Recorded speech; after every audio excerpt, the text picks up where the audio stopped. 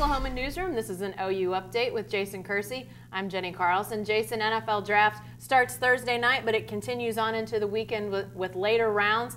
First round is in prime time on Thursday, but then it will be second and through seventh over those next couple days.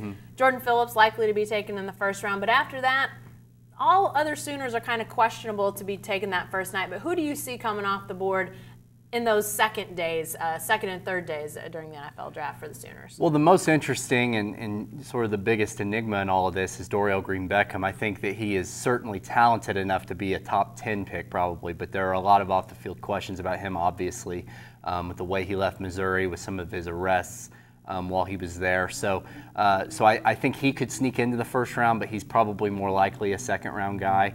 But he's, if he stays out of trouble the way that he obviously did in Norman, he's going to make somebody look really smart. And then after that, I think the next couple of guys that you'll probably see go are Tyrus Thompson and Darrell Williams, the big offensive tackles that were such a big part of what OU did on the offensive line the last few years. I think they're both second or third round guys. There was some talk that maybe they could sneak into the first round a while back, but it seems like they're probably going to settle around the second or third round. And then beyond that, you still have Geno Grissom, big talented guy who's played some defensive line, also played linebacker, even worked out some as a tight end at OU's Pro Day. So he's sort of the next guy, I would think. There's some later round picks, though, that are a little bit intriguing, sort of like Grissom. I would think Blake Bell's an intriguing prospect for a lot of people because of his versatility. But some of those guys might end up being free agents as well, right?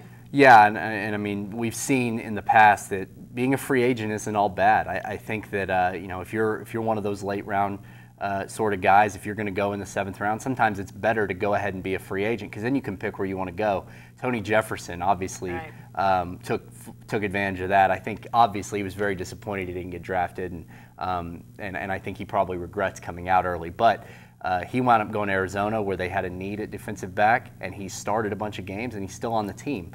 So that can work out pretty well. But yeah, Blake Bell, outside of Dorial Green-Beckham, is probably the second most intriguing guy, just because I'm not sure if teams are going to be ready to pull the trigger on him as a tight end with only 1 year of experience. It'll be interesting to watch. Thanks, Jason. Be sure to stay with the best coverage team anywhere at newsok.com and every day in the Oklahoman.